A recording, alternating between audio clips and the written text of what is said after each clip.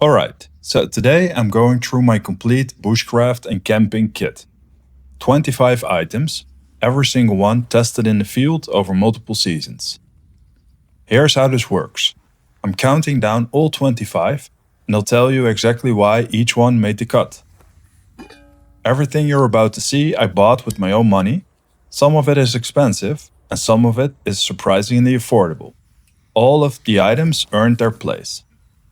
I'm splitting this into 3 tiers. The 5 absolute non-negotiables, the 10 core items that cover every situation in the field, and then the last quickfire round of 10 smaller items. Alright, let's start with number 1.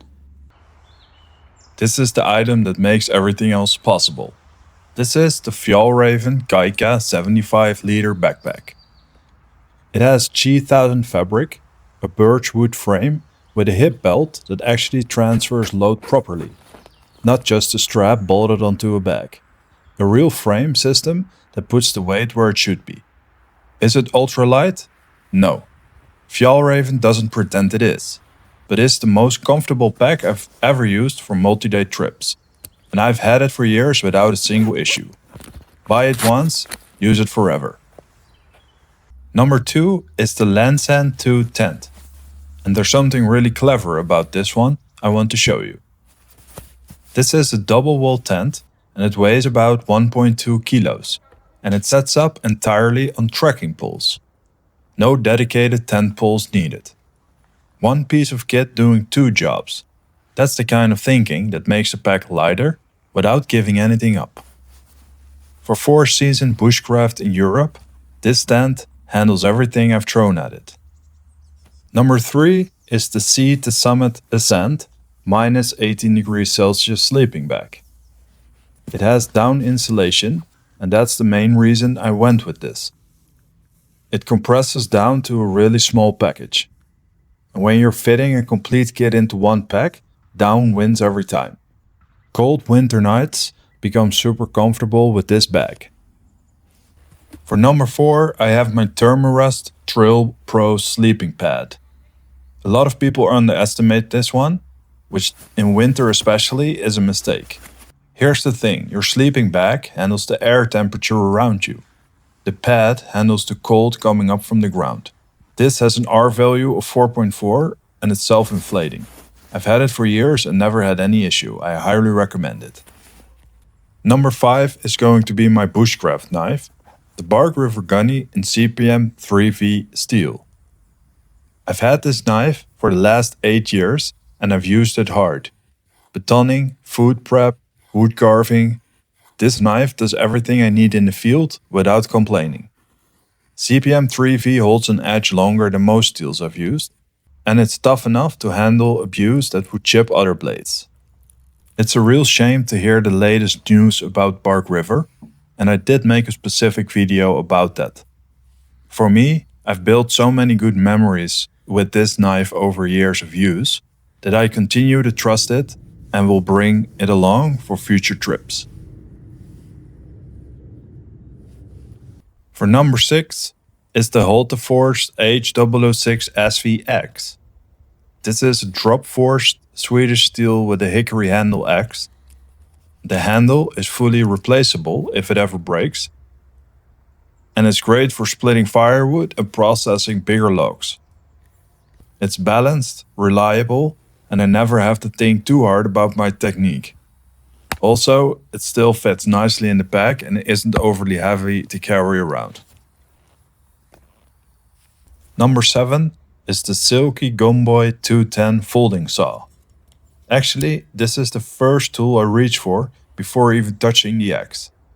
With its Japanese pull cut teeth, it cuts on the pull stroke. This gives more control and less arm fatigue. It weighs about 250 grams and it folds flat. Generally one of the best tools in the pack. Number 8 is my Victorinox Pioneer X pocket knife. It has a great pair of scissors, a screwdriver, a can opener, a main blade, a reamer to punch holes or to create sparks with the Ferro Rod. The scissors alone have saved me more times than I can count. It lives in my EDC pouch and is always accessible. Also, where the Bark River might be dirty from wood processing or field work, I use the blade from the Pioneer Axe for food prep. It's a great slicer.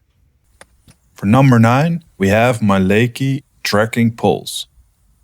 And like I said before, these do two jobs: trail support on longer descents and the entire support structure for the Lanshan tent. One piece of kit with two functions. Number 10 is my Jetboil Mighty Mo stove with a gas canister. The Jetboil screws directly onto a standard gas canister. It has a built-in ignition and it boils water really fast. It's ideal for morning coffee or quick hot meals. It's lightweight, simple, reliable and fast. Next up, we have my Toaks 1 liter titanium pot. Titanium is lightweight, there's no coating and it works on any heat source. There's zero maintenance. 1 liter is the perfect size for solo cooking. It just works every time without thinking about it and it packs away really lightweight. Number 12 is my cast iron pan. Yes, I know what you're thinking. I am bringing a cast iron pan in the backpack. Not the ultralight choice you would expect, and I don't pretend it is. But cooking over an open fire with cast iron is a completely different experience. Steak, eggs, stews. It's heavy, but it's so worth it. Also, this pan will outlast everything else in the spec if you properly maintain it. Number 13 is my Patagonia Nano Puff jacket. It has some Primaloft gold insulation. It holds warmth even when wet, which down doesn't. This jacket is about 7 years old and it's still going strong. Also, you get lifetime repairs with Patagonia. Again, this is a buy once, cry once item, and that's kind of the whole point. It also packs away super light and it functions as a pillow. Number 14 are my Hestra leather gloves.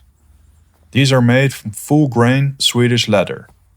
I use them for fire prepping, wood handling, cold mornings, or taking a hot pan off the stove. Leather outlasts synthetic every time and is very comfortable. I did do a full breakdown on these in my Buy for Life video. See the link below. At number 15, we have my Nitecore NU25 headlamp. This headlamp has 400 lumens, it weighs about 45 grams and it has USB charging. The 360-degree light ring is what makes this one different. It gives you ambient light around you, not just a beam or a spotlight. I stopped looking for alternatives after this one, and it's also surprisingly affordable.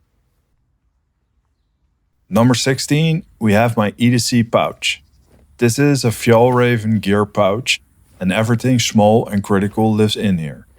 It's organized, accessible, and you never have to dig around in your backpack for loose items. 17 is my fire kit. It has a Ferro Rod, some cotton balls, a big lighter as a backup. 3 ways to start a fire, and non-negotiable on every trip. 18 is Paracord. I always carry 15 to 20 meters. This is 550 grade and it's pre-cut in useful lengths. 19 is my first aid kit. It's compact and it covers the basics. The kit you hope you never need, but absolutely cannot leave behind. Number 20 is a knife sharpener. This is a small diamond stone. A dull knife is a dangerous knife. 2 minutes of maintenance in the field keeps everything working, and I can also use this one on the axe. 21 is some textile tape. You can either wrap it around a water bottle so it takes no extra space. It's ideal for gear repair, blister prevention, or patching up holes in your jacket. It just solves problems. Next up, we have a Spork. This is titanium one, and it weighs almost nothing. Because eating steak with your fingers gets old after day 1. For 23, I have an inflatable pillow. Sleep quality matters, recovery matters. It packs down to almost nothing, but it makes a real difference the next morning. Number 24 are my camp slippers. These are generally underrated. After a full day on your feet, getting out of your boots changes the entire feel of the camp. It's a small thing with big impact. Also, you can wear them at night in your sleeping bag if it gets really cold.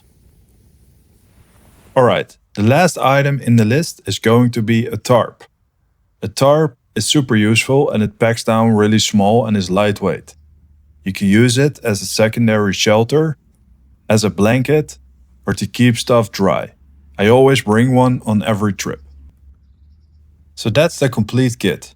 25 items. Everything in one 75-liter pack. Nothing on this list is here by accident. Every item has a job. Some of them have two. No, this is not your typical ultralight video. I bring what I need and I like to bring high quality stuff. If it's a little bit heavier, I'm okay with that. If you want to go deeper on any of these, the gunny, the gloves, or the buy for life philosophy, I've linked all my other videos in the description below. Hit subscribe for more outdoor and gear content every 2 weeks. See you at the next video.